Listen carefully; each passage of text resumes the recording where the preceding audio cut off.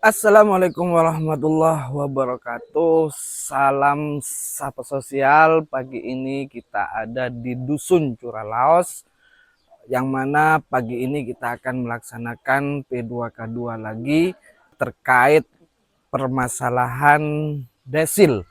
Kita akan kupas tuntas permasalahan yang lagi viral, yaitu desil.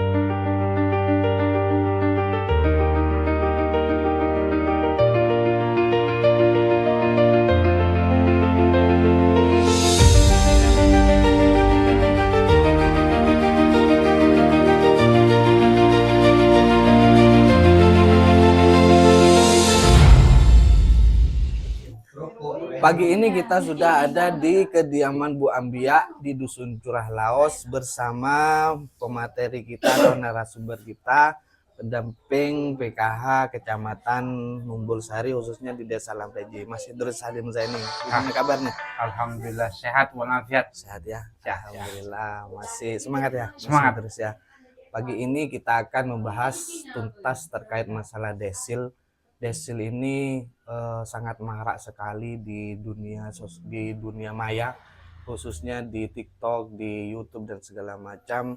Oleh sebab itu mungkin Mas Idrus nantinya akan menyampaikan kenapa desil tinggi, kenapa desil masih rendah kepada penerima PKH ya Mas Idrus ya. Betul, karena memang KPM kita itu masih banyak yang belum paham betul terhadap apa itu desil.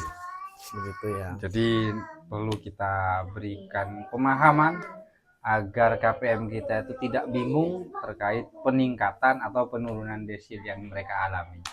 Oke, untuk lebih jelasnya kita langsung mendengarkan apa yang akan disampaikan oleh Mas Idrus. Assalamualaikum warahmatullahi wabarakatuh. Alhamdulillah pada pagi hari ini ibu-ibu KPM kita bisa bertemu lagi dalam kegiatan pertemuan kelompok. Sehat semua ibu-ibu? Alhamdulillah, semoga kita semua diberikan kesehatan oleh Allah Subhanahu wa taala. Amin Allahumma amin. Materi pada pagi hari ini berkaitan dengan desil. Apa itu desil? Nah, nanti kita akan sampaikan. Kenapa Pak punya saya tiba-tiba desil 6? Nah, nanti kita bahas. Apa penyebabnya sampean desilnya naik atau turun?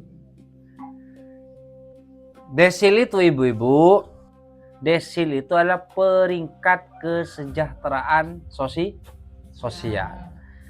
Ibaratnya kalau anak sekolah itu ada ranking 1, ranking 2, dan ranking 3. Ya.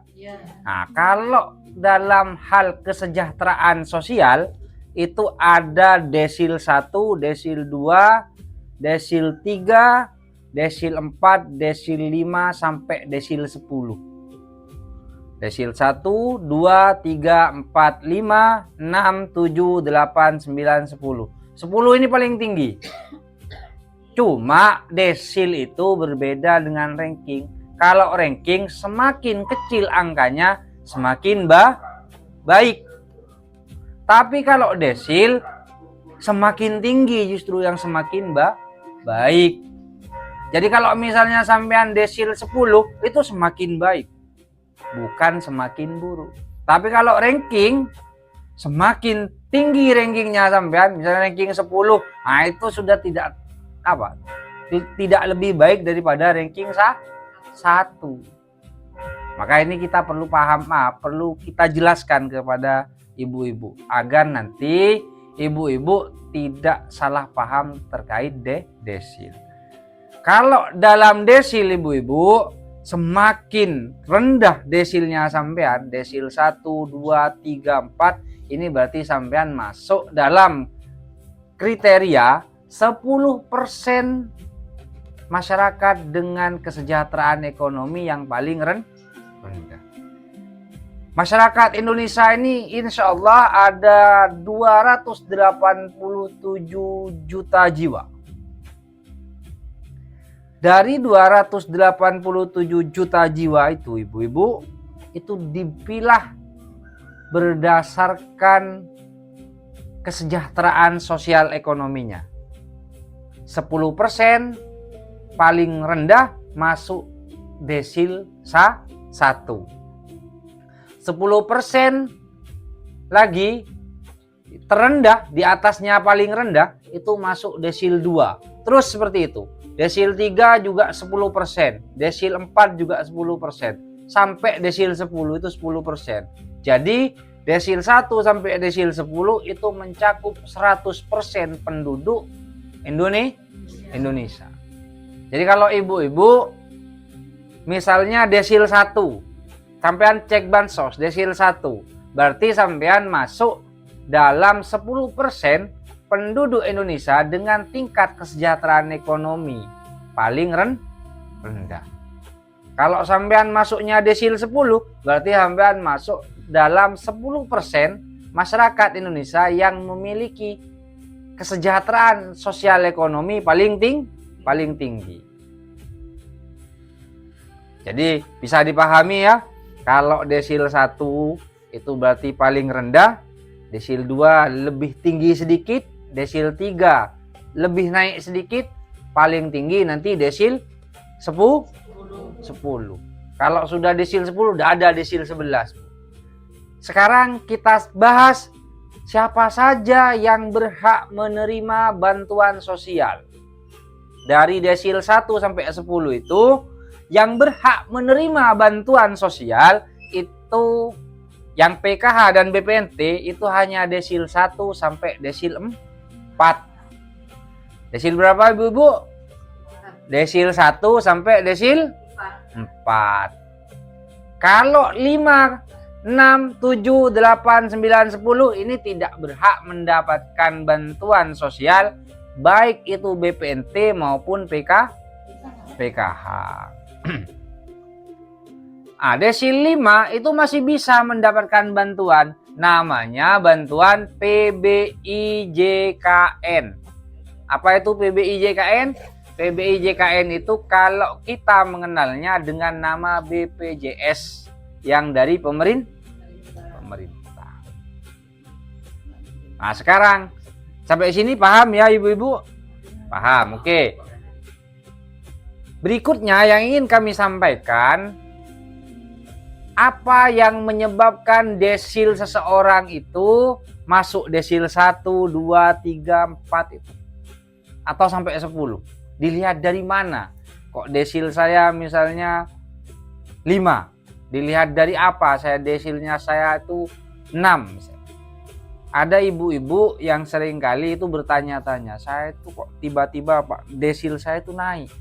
Itu kenapa Pak? Nah, itu kita perlu sampaikan kepada ibu-ibu agar ibu-ibu nanti tidak salah paham. Oh sejak saya disurvei Pak A itu, desil saya naik. Tidak seperti itu ibu-ibu. Desil itu yang pertama ditentukan oleh kepemilikan aset. Apa ibu-ibu? Aset. Sebanyak apa aset sampean? Apa saja yang sampean miliki? Contohnya begini, ada ibu-ibu yang sudah punya mobil misalnya ya, atau sedang melaksanakan kredit mobil. Itu otomatis desilnya berbeda dengan yang hanya punya sepeda motor. Desilnya tidak sama ibu. Aset itu ada 2, ada aset diam, ada aset bergerak. Yang bergerak contohnya misalnya kayak sapi, kambing, ayam, babi, kerbau. Itu masuk aset bergerak. Atau sepeda, mobil. Jadi yang pertama kepemilikan aset. Punya tanah beda dengan yang tidak punya lahan. Misalnya Bu Uswatun Hasanah ini punya sawah 1 hektar misalnya. Jelas berbeda dengan yang tidak punya sawah desilnya. Itu yang pertama ibu-ibu. Yang menjadi penentu tinggi atau tidaknya desil. Yang kedua, kondisi rumah. Kondisi rumah itu dilihat semua ibu-ibu. Contoh misalnya lantai dilihat dari tanah kah, atau dari semen, atau dari keramik, atau dari marmer, atau dari granit. Semakin tinggi kualitas lantai yang ibu-ibu miliki di rumah, maka semakin tinggi juga desilnya. Jadi contohnya begini, ibu-ibu kemarin desil 2. Ternyata ketika kita survei lagi, dari yang awalnya plester, sudah jadi keramik, maka desilnya berubah. Ya. Yang dilihat lagi apa? Temboknya ibu-ibu, tembok rumah. Makanya kan sering kali difoto kan, kalau disurvei sampean ya, difoto. Foto. Itu bagaimana fotonya itu harus memperlihatkan kondisi lantai, tembok, dan atap. Rumahnya sampean dikasih atap dengan tidak dikasih atap itu nilainya beda. Rumahnya sampean temboknya dari kalsibot atau dengan tembok yang seperti ini atau dengan bambu itu juga nilainya beda. Makanya desilnya seseorang itu kadang-kadang tiba-tiba langsung naik tinggi. Padahal tidak merasa tidak merasa pendapatannya berubah, tapi desilnya naik. Kenapa? Karena rumahnya dari yang awalnya biasa saja menjadi lebih mewah. Bukan mepet sawah tapi lebih bagus, Bu. Jadi kondisi rumah. Yang ketiga dilihat juga tingkat pendidikan anggota keluarga. Contoh misalnya hari ini. Misalnya sampean punya anak 2. Anak yang pertama masih SD, misalnya ya. Anak yang kedua SMP. Lah ternyata ketika disurvei lagi sudah naik, Bu. Anak yang SD tadi sudah SMP, yang SMP sudah SMA. Maka otomatis desilnya ikut naik, Bu. Meskipun kondisi ekonominya sampean tetap. Karena yang dinilai tidak hanya pendapatannya saja, yang dinilai bukan hanya rumahnya, tapi juga tingkat pendidikan anggota keluarga. Atau sampean tiba-tiba ikut pendidikan paket C misalnya. Tidak lulus SMP, tapi sampean tiba-tiba ikut pendidikan paket C. Lulus sampean, maka otomatis desilnya sampean juga naik. Bisa dipahami ya? Yang keempat itu jenis pekerjaan, ibu-ibu. Jenis pekerjaan ini menentukan tingkat pendapatannya sampean. Jadi sampean seringkali di KK itu ya, di KK seringkali menulis petani, pekebun misalnya ya. Petani dan kebun. Artinya bertani atau berkebun. Itu jelas berbeda pendapatannya dengan yang nulis di KK-nya, yang ngisi di KK-nya sebagai buruh tani atau buruh perkebunan.